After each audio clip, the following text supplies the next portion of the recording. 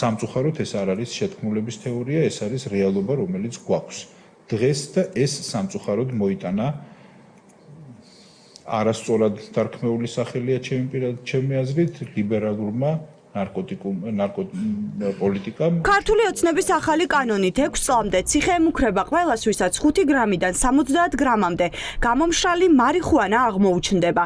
ერთ დროს შემსუბუქებულ სასჯელს ქართული ოცნება თავიდან ამკაცრებს. მარიხუანას ფლობა შესაძლოა 20 წლამდე პატიმრობითაც დაისაჯოს. თუ პირს განსაკუთრებით დიდ ოდენობას 750 გრამს აღმოუჩენენ. კანონის გამკაცრების მხარდასაჭერად დღეს პარლამენტში კობახიძის კაბინეტის ჯანდაცვის მინისტრი მივიდა. ხელისუფლების ლოგიკა ის კი არა, ჩვენ არ ვერჩით ეს უნდა ვთქვათ ნარკომომხმარებელს. ჩვენი მიზანია, რომ დაუპირისპირდეთ ხალხს, რომელიც ნარკომომხმარებლის მძიმე მდგომარეობაზე ცდილობს ხელი მოითბოს. ქართული ოცნება კანონებს ისე ცვლის, როგორც მის პოლიტიკურ მდგომარეობას აწყობს. ერთ დროს მარიხუანას ლეგალიზებაზე ბერა ივანიშვილიც მღეროდა და 2018 წელს მარიხუანას ლეგალიზებას ემხრობოდა.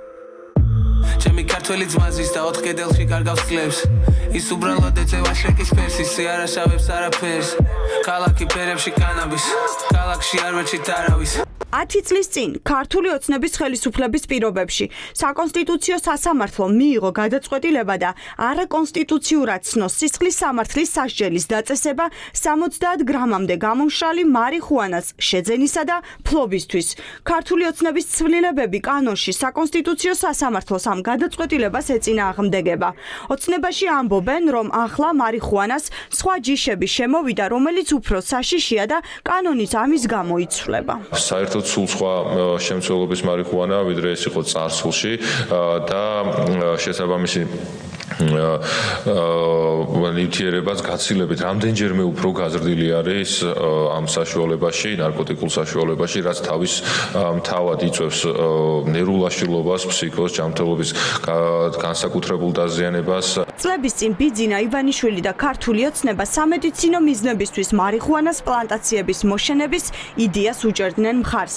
ამბობდნენ, რომ მცენარე კანაფის ბიზნესით ქვეყანა მილიარდობით შემოსავალს მიიღებდა, თუმცა თუ ქართულ ოცნებას დავუჯერებთ, მაშინ ბიძინა ივანიშვილი გლობალური ძალების თავს მოხვეული პოლიტიკის ზემოქმედების ქვეშ იყო.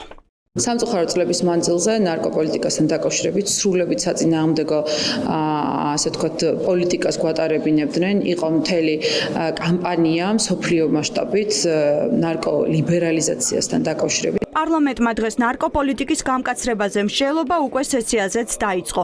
დახურვის საფრთხის წინაშეა კერძო კლინიკები, რომლებიც ნარკომომხმარებლებს ჩანაცვლებით თერაპიას სთავაზობდნენ.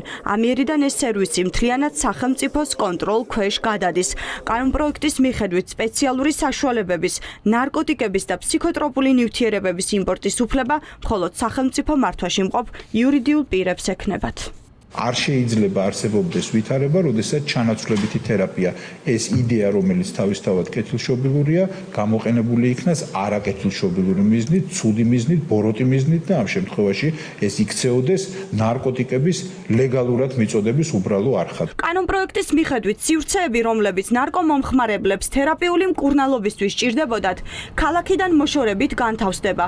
ქართულმა ოცნებამ ხელისუფლებაში ყოფნის მე-12 წელს აღმოაჩინა, რომ ხშირად სკოლებიდან მსგავსი სივრცეები ერთმანეთის გვერდი-გვერდი იყო განთავსებული. განსაკუთრებით ქალაქ თბილისში, სადაც პირდაპირ სკოლების წინ და მოსახლეობის ეზოსა და მეტადონის პროგრამის ცენტრ შორის არის 10 მეტრის ხაობა ჩუღურეთის რაიონში.